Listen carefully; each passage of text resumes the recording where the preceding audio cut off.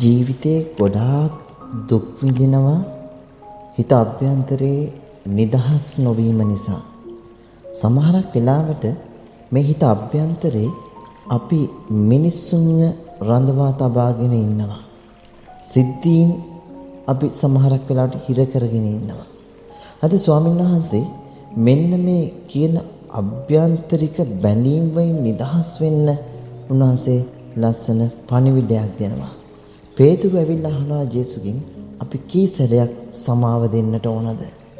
පරණ කිවිසුමේ වගේ 7 සැරයක්ද නැත්නම් මොකක් හරි ඒකට න්‍යායක් තියනවද කියලා ස්වාමීන් වහන්සේගෙන් අහද්දී උන්වහන්සේ කියනවා 7 සැරයක් නෙමෙයි 7 වාර 70ක්. උන්වහන්සේ මේ අදහස් කරන්නේ සමාව දීමට අපිට සීමාවක් නැහැ. ඇයි ජේසු එහෙම කියන්නේ? ජේසු දන්නවා සමාව දීම කියන්නේ අපි අපෙන් කෙනෙක්ට දෙන දෙයකට වඩා සමාව දීම හරහා හැමතිස්සෙම අපි ජීවිතයේ දෙයක් ලබනවා කියන එක.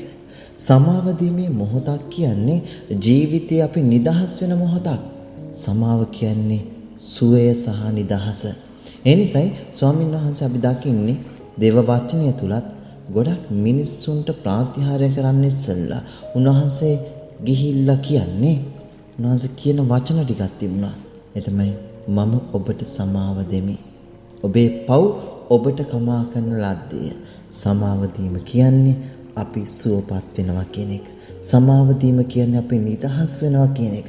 ප්‍රේමවන්තයනි, ඒ නිසා අපි සමාව අනිත් අයට දෙනවා කියන එකේ තේරුම තමයි අපි නිදහස් වෙනවා. අපි අවසානයේදී ඇත්තටම සමාව දීම තුළ ජීවිතේ මහා වරප්‍රසාදයක් ලබන්නේ.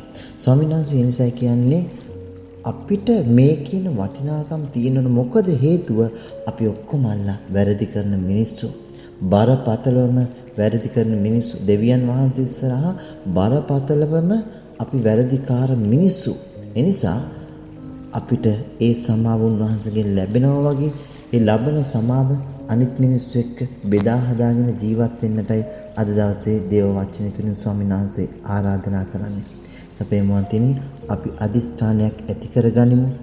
යම් යම් පුංචි හේතු මත යම් යම් පුංචි ගැටුම් අරගල මත කාරණාවන් මත අපි මිනිස්සුන්ට තාම සමාව දී ගන්නට බැරුව ඉන්නවා. අදම ස්වාමීන් වහන්සේගේ ශක්තියෙන් ඒවයින් නිදහස් කරන්න. මොකද අපි නිදහස් කරන්නේ ඒ අයගේ අභ්‍යන්තරේ නෙවෙයි. අපි නිදහස් කරන්නේ අපේ අභ්‍යන්තරය. ඒ අභ්‍යන්තරික නිදහස ජීවිතේ ගොඩාක් වටිනවා අපිට. ඒ අභ්‍යන්තරික නිදහස අපි ඉන්නන යාඥා කරමු. ජේසුවිටයි. සාමේ සුවේ නැති වී විඳිනා සිතේ දුක් වේදනාවන් නිවාලමි